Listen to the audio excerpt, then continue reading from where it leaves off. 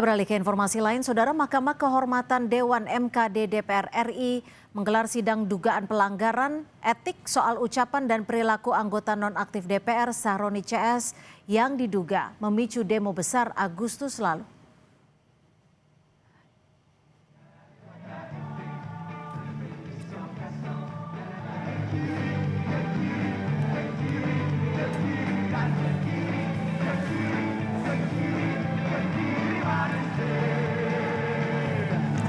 MKD menghadirkan pembina koordinator orkestra Universitas Pertahanan untuk bersaksi dalam sidang MKD terkait dugaan pelanggaran kode etik anggota DPR saat sidang tahunan 15 Agustus 2025 lalu. Pembina koordinator orkestra Unhan, Letkol Suwarko menyebut reaksi anggota DPR yang berjoget saat penampilan orkestra rangkaian sidang tahunan MPR DPR DPD RI murni karena terhibur. Bukan karena adanya informasi kenaikan gaji anggota DPR. Letkol Suwarko mengaku dirinya tidak mendengar adanya informasi kenaikan gaji. Selama persidangan berlangsung,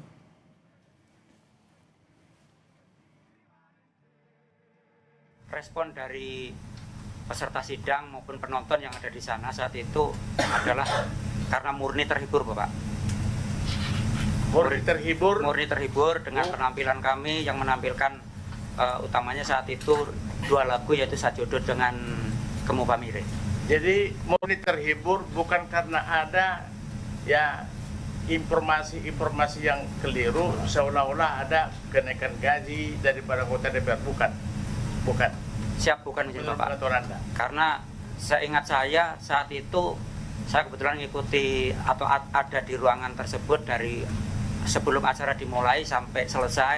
Saya tidak pernah mendengar ada informasi kenaikan gaji atau yang lain, Bapak. Baik. Saudara, pemerintahan Presiden Prabowo Subianto kini dihadapi dua proyek strategis nasional dengan pembiayaan yang sangat besar. Kereta cepat Wus dan juga IKN. Lalu seberapa besar dua proyek peninggalan Presiden ke-7 Joko Widodo ini mengganggu proses penganggaran program saat ini? Cynthia Rompas akan hadir dengan sejumlah narasumber dalam pembahasannya usai jeda.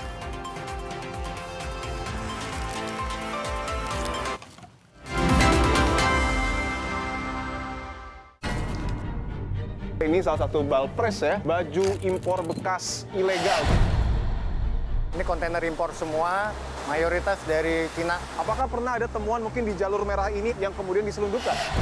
Baju bekas ini kan selalu disudutkan. Kita nggak akan melawan pemerintah, enggak lah. Kalau ditanya mau bayar pajak, 1000% kita siap.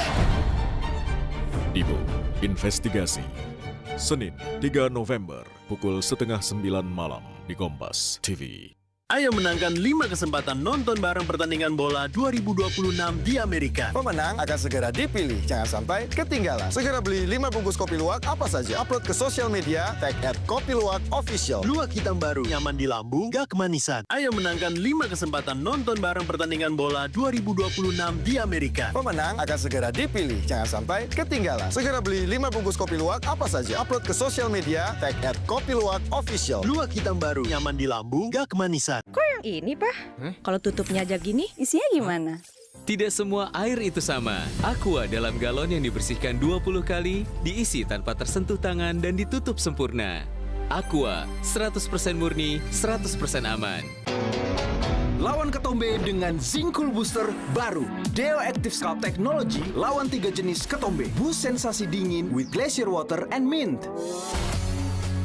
Zinc Cool Booster, ketombe, no worries. Layu. Makan apa, Pak? Gigi palsuku. Mau nasi uduk? Kacang dan ikan terinya keras. Tanpa Poliden nggak bisa. Poliden perekat gigi palsu. Gigitan dan daya rekat kuat hingga 12 jam. Dan mencegah terselipnya sisa makanan. Kalau mulut bisa ngomong, pasti minta Poliden. Tidak semua air itu aqua. Yang dipilih dari sumber air di gunung terlindungi, disaring bertahun-tahun oleh lapisan bebatuan, dan kaya akan mineral alami yang seimbang. Sehingga aqua terasa dingin tanpa didinginkan. Asik promo asik kemasan 2000. Kecap sedap kedelai hitam spesial pilihanku. Makan sedap makin mantap cuma 2000. Beli 3 gratis 1. Kecap sedap kedelai hitam spesial, beli 3 gratis 1. Kok yang ini, Pak. Kalau tutupnya aja gini, isinya gimana? Tidak semua air itu sama. Aqua dalam galon yang dibersihkan 20 kali, diisi tanpa tersentuh tangan dan ditutup sempurna. Aqua, 100% murni, 100% aman.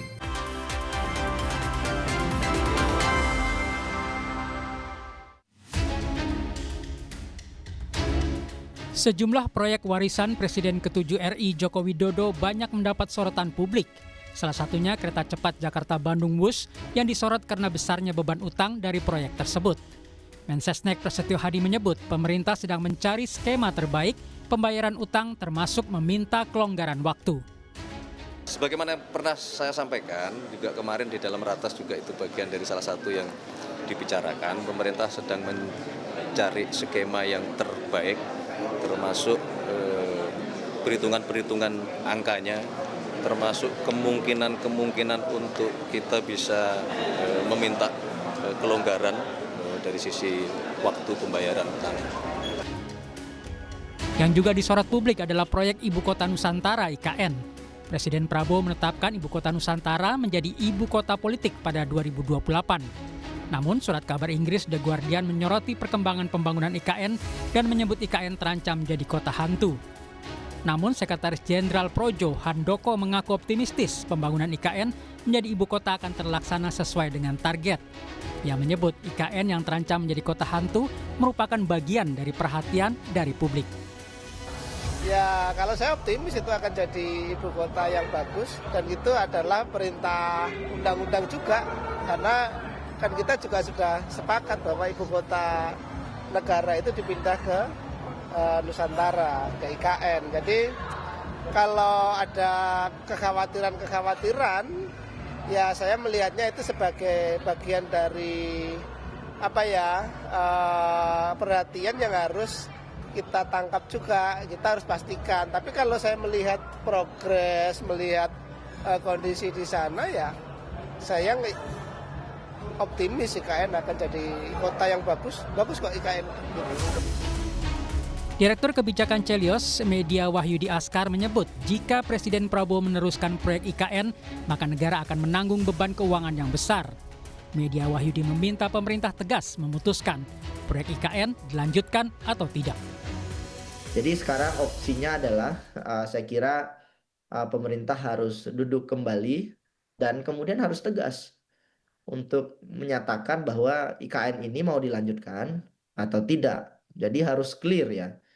Dan kalau memang Prabowo tidak ingin melanjutkan, lebih baik hentikan saja secara resmi, batalkan proyeknya dengan dasar rasional fiskal, dan audit seluruh belanja IKN tahap 1 dari awal ya. Pemerintah harus segera mengambil langkah cepat terkait proyek-proyek besar warisan Jokowi, agar keuangan negara bisa difokuskan pada proyek-proyek yang menyentuh langsung kebutuhan masyarakat. Tim Liputan Kompas TV.